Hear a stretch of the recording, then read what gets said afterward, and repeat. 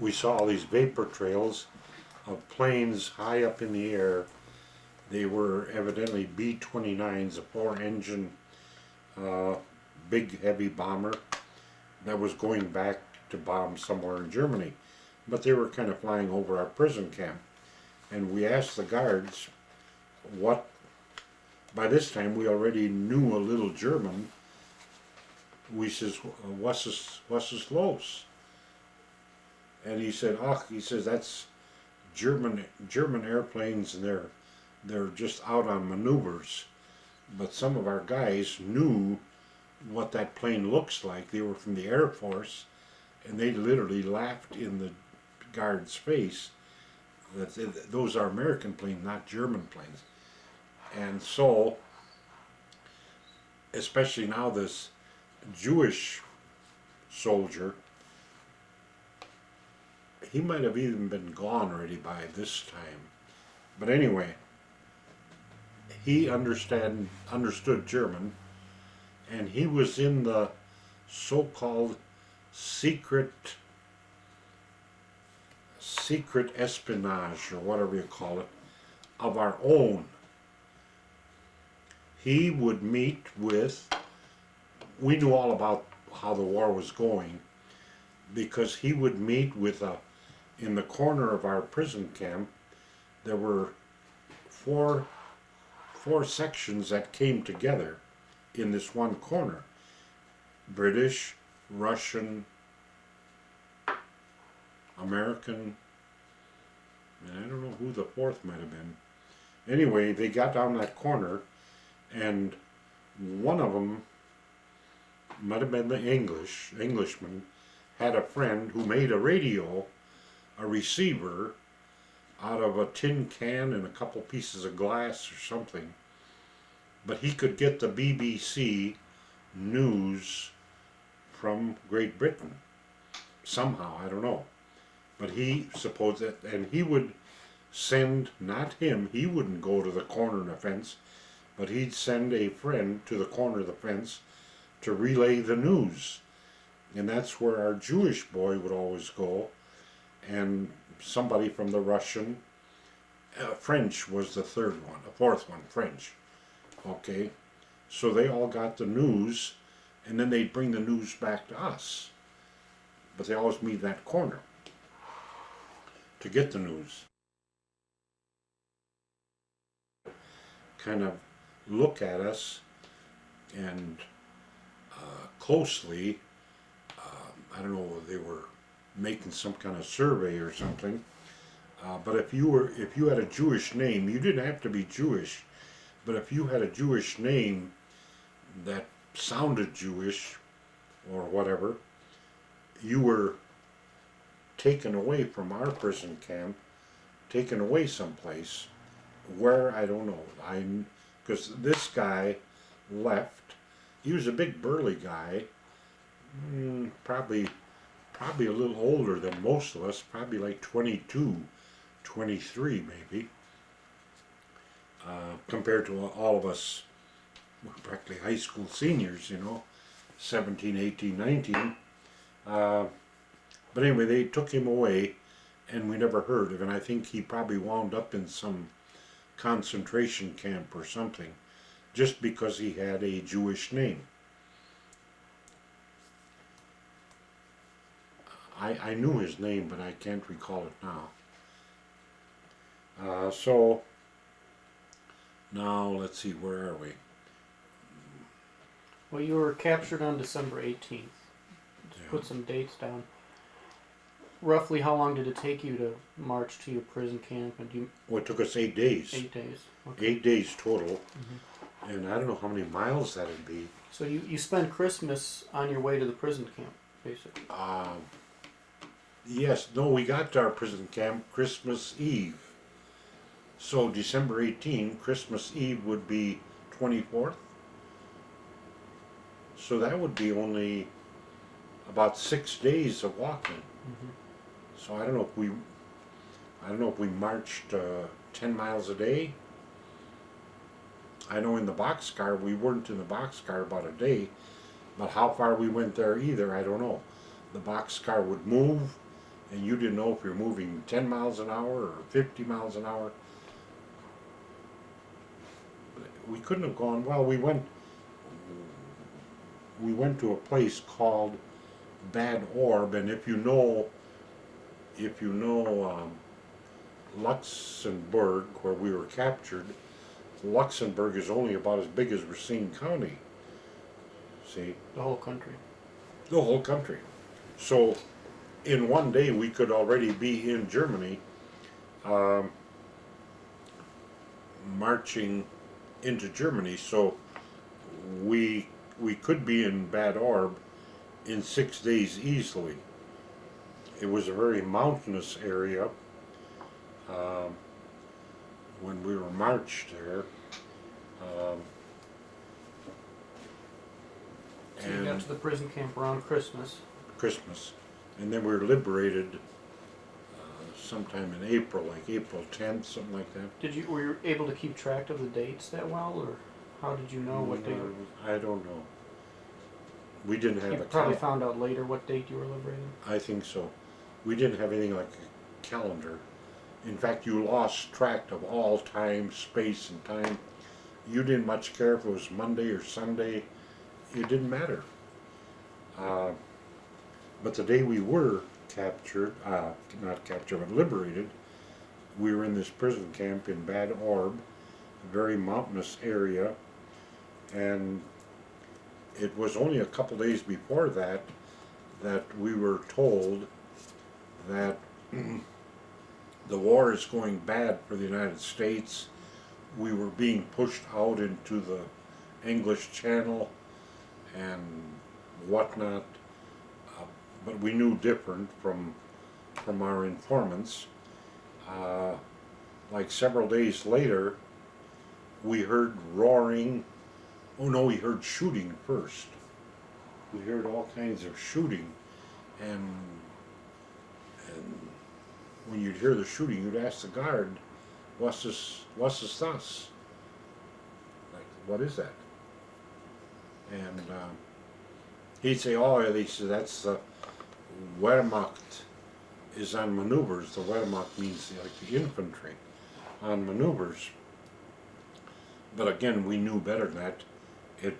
Because we were seasoned veterans, you might say, by now, and by now we could tell the difference between an American machine gun and a German machine gun. They sound as different as a 4-cylinder and an 8-cylinder car. I mean, there was a big difference. So they were kind of lying to us, and we heard roaring, and the roaring was American tanks. And the tanks were going up this hill, which made them roar even louder. Evidently they need more power to get up that road. And eventually we somehow learned that they were American tanks. But why weren't they stopping for us? After all, we're important. They kept going past. After about, I don't know, a couple dozen went past, the 25th one turned into our prison camp. It went right through the damn gate, broke the gate all to hell, turned in. And we were like little kids cheering over Santa Claus.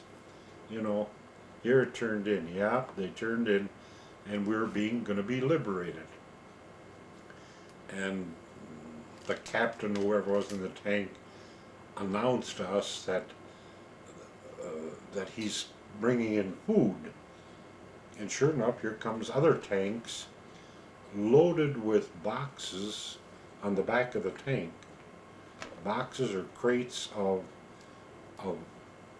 canned foods. I guess you call them sea rations. They brought them in, and the people in the tanks would distribute them, and they wouldn't let you take 2 cans because you'd get sick. You had deathly sick. But a couple of guys got sick from just eating too much. That night, if you had an extra can, or somehow you got an extra can, we stayed up nearly all night, eating that little by little, like a kid with a bag of candy, eating all of that.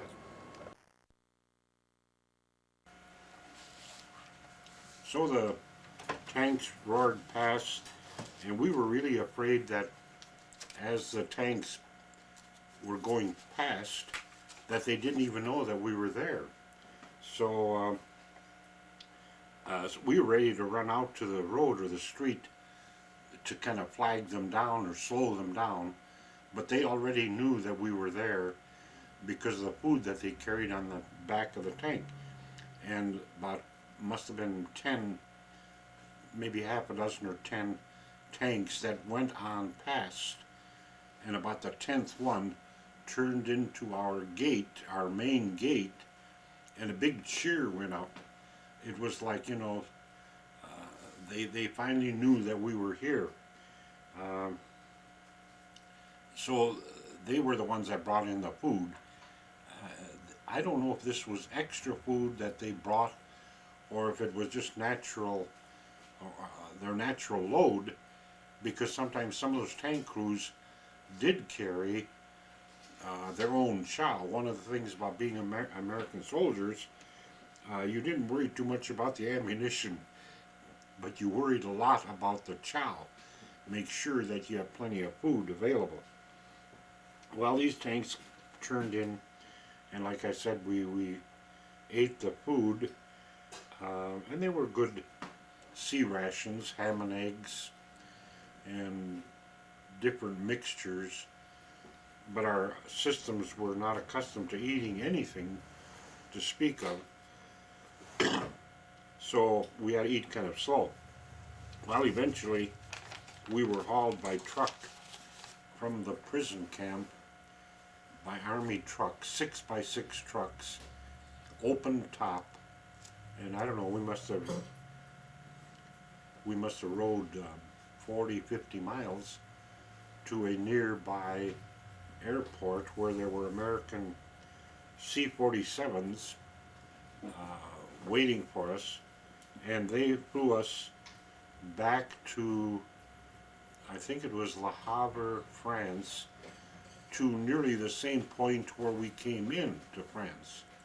But we came in on beaches, on boats, and we went back by plane.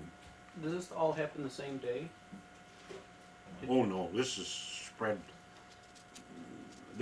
over a matter of maybe a week or 2 weeks.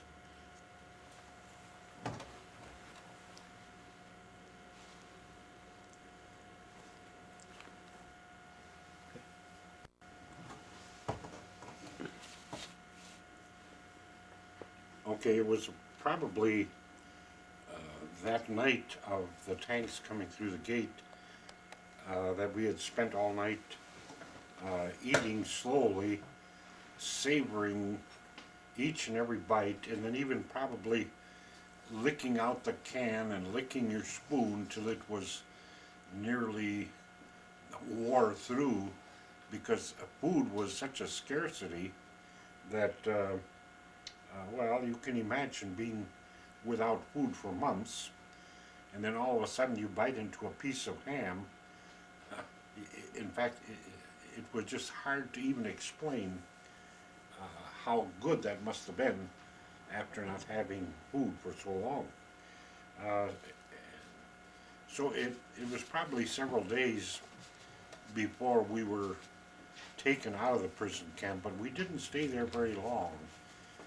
It could have only been a couple days, and before we were sent or flown, so it was several days before we were moved. And somewhere along the line, I don't remember exactly where, but we did go through a like a field hospital. Not, by that I mean it wasn't a brick building, it was a tent city, which was a so-called hospital.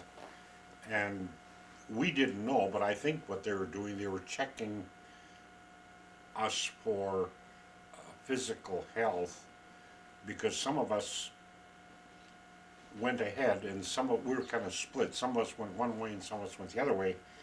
And I'm just assuming that if you were too weak or needed some medical attention, you probably stayed at that hospital, and some of us went ahead, and in France, at the coast, where the plane had delivered us to this hospital, there was also a ship available, and that ship would take us, and did take us, back to the United States.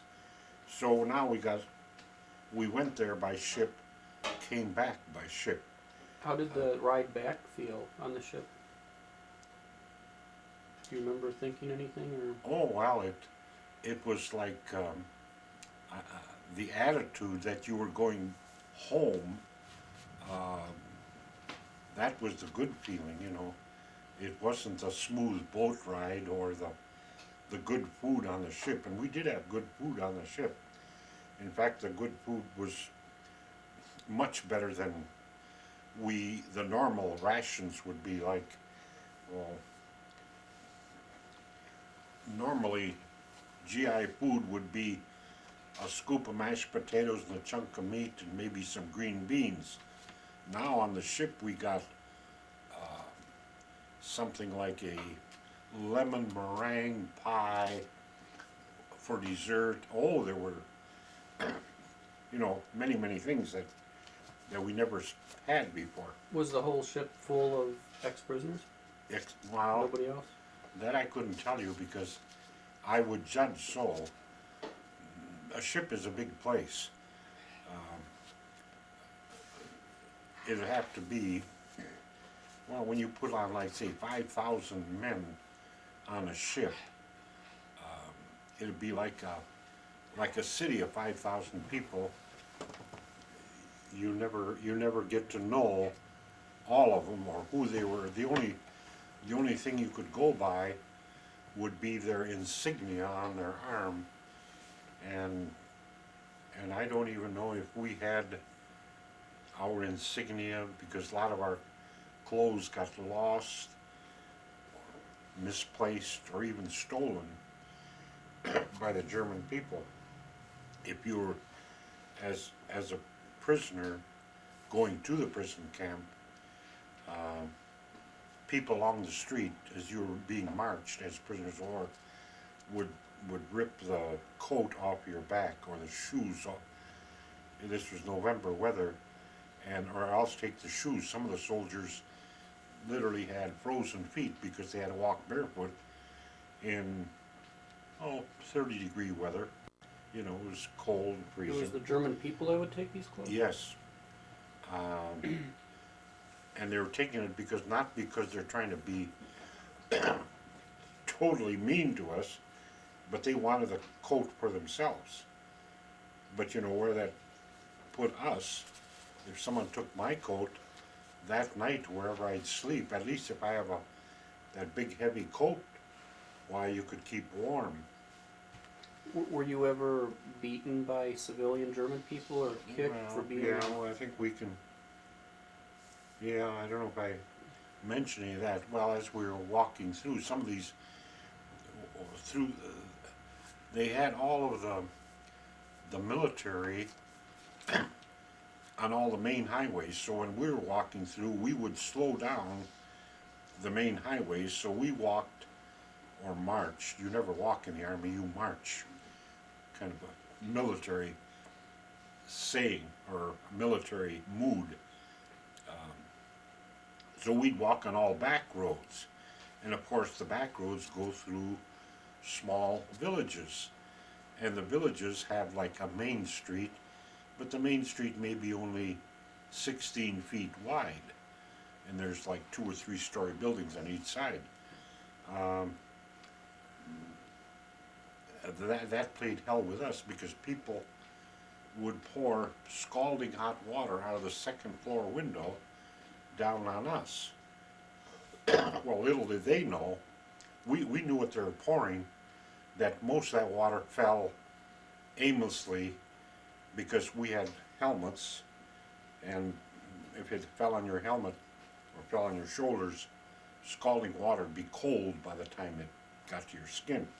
But their intention was to burn our faces or whatever. They were angry,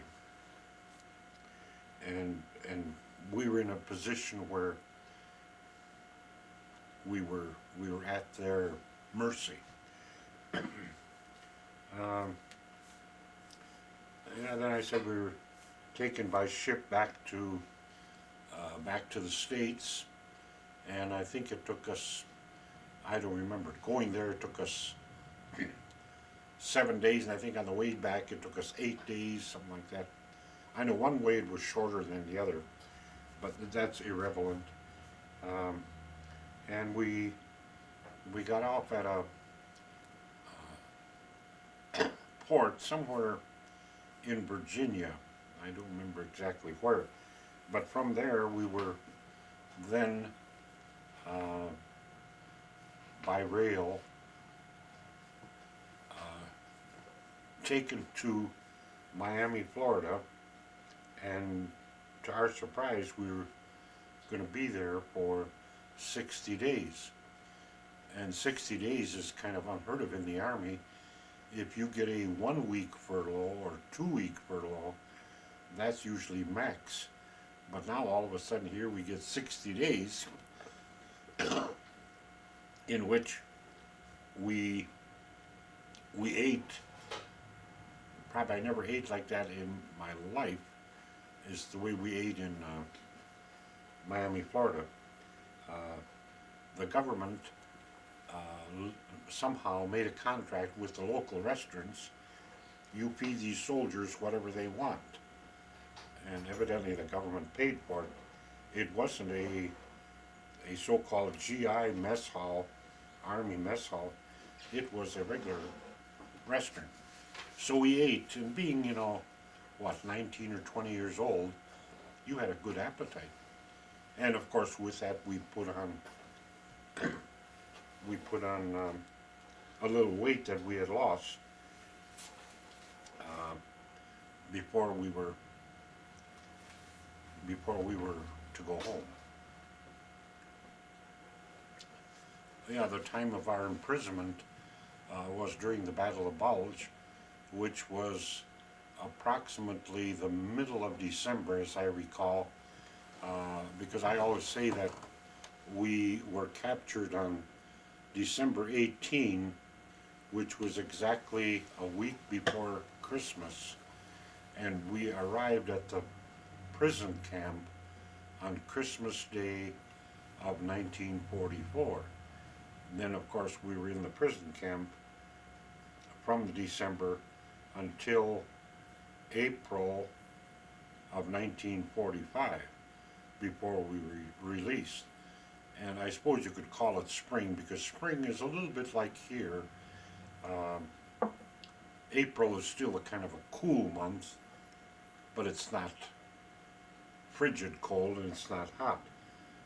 So that was 1945. Then going on to... I have a question. You were liberated and eventually went on a plane and on a boat. At what point did you contact your family? Because up until this point you were missing ever since December. They didn't no idea where you were, probably. I had no contact with anyone in the family at any one of these given points, but somehow the government, I can't totally explain this, had sent a letter to my parents that I was a prisoner of war. Oh no, they said I was missing in action. Now missing in action doesn't say you're dead or you're living, it just says that you're unaccounted for on the books. Believe it or not, every unit has a record of the number of soldiers in each unit and who's there that day and who isn't there. And if you're not there, if you ran away or if you disappeared into thin air, or if you went AWOL, nobody knows. Then after a certain period of time they list you as missing in action. And that message must come back to probably Washington, D.C., somebody's office, and they sent out a notice to your parents.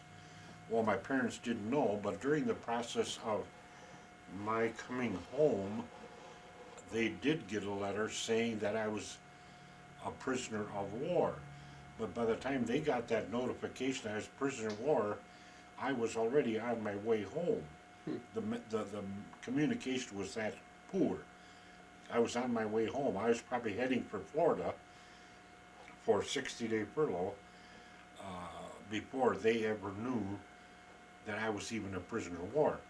But they felt, they had a sigh of relief because they felt, well, at least he wasn't killed, because then you'd get a letter, some other kind of letter, that you were killed in action. So missing in action was bad enough, but then prisoner of war was kind of a little bit better. So then I'm not sure just how I made contact with him when I was in Florida, probably by letter, because phones, I don't know if my parents even had a phone at that time. Do you remember if your parents kept those letters? Any kind of Oh, I'm souvenir? sure they did, but they're gone now. gone now. You didn't keep anything like that? No, see, it's, you know, hindsight is always easy to say, well, you should have kept all of this and that, but at that time you didn't kind of think much about it, that this would be kind of nice to have 50 years from now. Well, we gained a few pounds in Miami, Florida, and then we went home on a 30-day furlough. But when 30 days was up, then we were told that we could either be discharged if we had a total of 70 points. And 70 points, as I recall, you got a point for every month that you were in the service, and I think you got 2 points a month for in a combat zone. So anyway, I built up 69 points, but I needed 70. So I had to go back into the military, Fort Sheridan, to finish out that last point on my, Which is for my one more discharge. month. So in other words, you had to spend a month at A Fort month Sheridan? someplace. What did you do at Fort And Sheridan? at Fort Sheridan, we were shipped just to Fort Sheridan to be assigned. We could have been assigned to Georgia, Arkansas, but somehow I felt I lucked out because I was assigned to Antigo, Wisconsin. At Antigo, Wisconsin, they have huge potato farms. And they had German prisoners of war working on these potato farms. And I became a guard over the German prisoners of war. And I guess I had the time of my life in Antigo. First, because there were so many of us just killing time, you know, putting in that extra month, that to guard these prisoners, there were probably 10 or 15 of us to guard these prisoners, but it only took 2 people to do the job, see? So most of us had time off. So during this time off, you'd probably work like 2 days out of the week. But during the other 5 days, you would do something else. And you could, of course, spend all that time in a bar room drinking beer, but I wasn't much on that. So I took a job with the same farmer, potato farmer, that had these prisoners of war. I would drive truck, believe it or not, hauling those potatoes off the field into the warehouse on my day off from the military. see, something. Well, how did it feel, first of all, being a guard now with the roles completely reversed in a very short time? It was.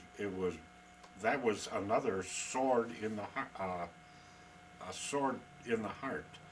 To see these prisoners, they had little booklets. Oh, you got a candy bar ration. You get 20 candy bars a month. Oh, 30 packages of gum. 4 cartons of cigarettes. You wouldn't dare exceed 4 cartons of cigarettes that month. We had nothing like that when we were prisoners of war, so we were quite envious of the way they were treated over here. You know, Was there any animosity to them as being prisoners of war? they never knew I was a prisoner of war. Yeah, but I mean, now that you were in a position of power and authority, you could basically do anything you wanted to them. How did that feel, or what were you thinking of? Well, to answer your question, I don't think we didn't take it out on them at all. We kind of stood back and kind of, yeah, you lucky son of a guns, you know. That isn't quite as nice as it was where we were. And they were eating the regular American food, you know, the beef steak and pork chops, compared to the pork chops we got in our prison camp. You know, we didn't. But anyway, it was hard to live with, and I was going. I guess I got a little bit mixed up on this. Besides working for that farmer driving truck, and I think I was on 2 or 3 salaries all at the same time. I forget now what other things that I was going to say about that. You drove truck for the farmer. Yes, plus when we were guarding these prisoners, at the end of the day, all of the prisoners, there'd be 100 or 200 bags of potatoes already picked in bags all over the field, and it looked a little cloudy, like it might rain. And I remember the prisoners would say, 5 Stunde, 5 o'clock.